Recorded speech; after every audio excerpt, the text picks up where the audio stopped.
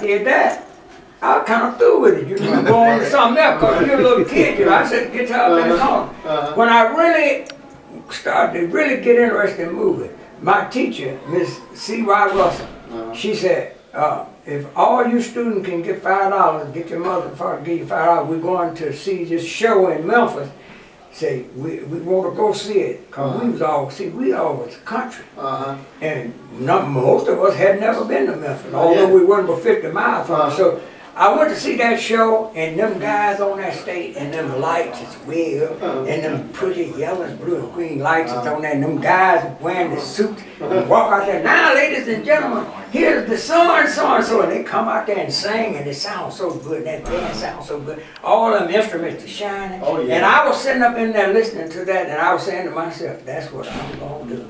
And I was saying to myself, I'm going to get my guitar, and I'm going to learn how to play that joke. Yes, sir. Because these guys were playing, you know, they could really play. And I'm saying to myself, wonder why can't I do that?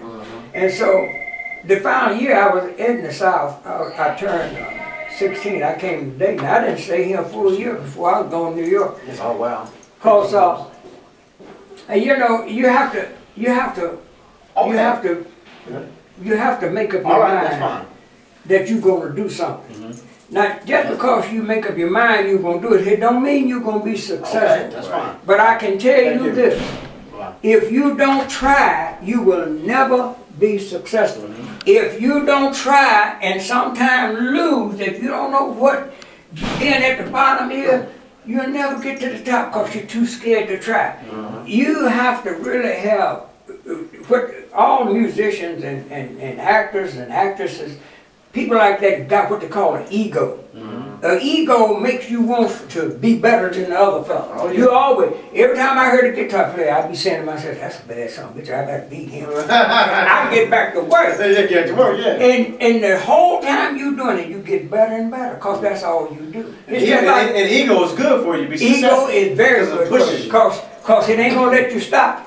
See, you ain't gonna get to one place, and you ain't gonna never say, I'm the baddest gun in the world. You don't care what other people say. Because they used to say, once I did high heel sneakers, everybody said, he the best guitar player. How the high heel sneakers go? Put on your red baby, always stepping out tonight. Tommy Tucker. Tommy's from Springfield. I know that. He dead. Yeah, he's from Springfield. Man, they played together before we ever went. Okay. Yeah. And so it was me and him and a guy named Johnny Williams was on the drums. Tommy was on the organ, I was on the guitar. And so anyway, once I made that record sold millions and millions all over the world. And so when he was out over in Europe, they said, who is that man? He said, you know Dean? He said, yeah, we know Dean. He said, that's that bad son bitch. He said, he's from the Delta now. I said, boy, I ain't from no Delta. I'm from Tennessee. I'm a rich brother. But it was a lot of fun. And you know, when you're young like that, and after you be successful, you still ain't never satisfied. Even after I got the hit record, I wasn't satisfied. You're never satisfied. That ego keeps you going, keeping you want to do better than you're doing. And as long as you got an ego and you want to do better than you are doing, you'll keep getting better. It's because you want to. Remember that. People do what they want to do. Right. You have to want to, and don't think you don't fail now, because I went left here and I went to New York with the King Toppers, and we never did get a hit record. You went with who? The King Toppers. Wow, okay. And that's when I left Dayton. That's who I went with. But we didn't get a hit record. And I came back and formed my own band. And I met this girl named Brenda Melson. And where I met her, the guy I was playing with, he hired a girl singer. Well, the girl singer had to go to Cleveland for something. And so he got Brenda to sing that weekend in her place. And so I met her. And I asked her, did she know Yakety Yak? Take out the papers and the trash. Yeah. And she said, yeah. I said, let's sing it. So me and her sang that together. And it sounded pretty good. And she said, won't you come over? I said, we'll sing some stuff together. So we formed a team, Dean called Dean and Jean. That's how it all got started. Hey, what groups have you played with? What bands and groups have you played Oh, you mean with? on different shows? Yeah. Oh, I played with a whole lot of people. Now with the Jane Brown show, I was with Jane Brown twice. Be different people on the show. Jane Brown was the headliner. They had Solomon Burks, Otis Redding, Dionne Warwick, Dean and Jean, and the Tams. They the guys that sang, "What kind of fool do you think I am?" That was the Tams out of Georgia, and they was real big at that time. There's several others. I can't think of everybody's name right now. But Otis Redding was bad cat. Bad. Now he was on the show with us, and then with Dick Clark, there was all the big stars, people that you probably maybe haven't heard of. Gene Pittman, at that time he was big time. He was a white boy.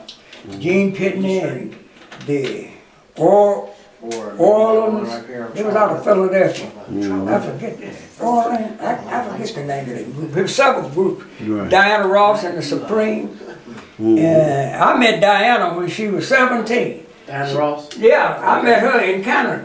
I had a hit record, she didn't. They were just coming up. Her mother was with them 3 girls and they was promoting the record.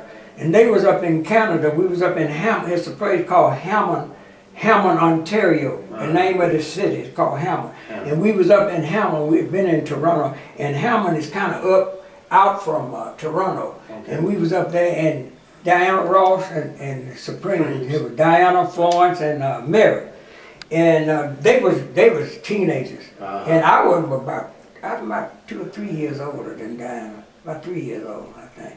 Anyway, I was about 20, 21. Okay. And so.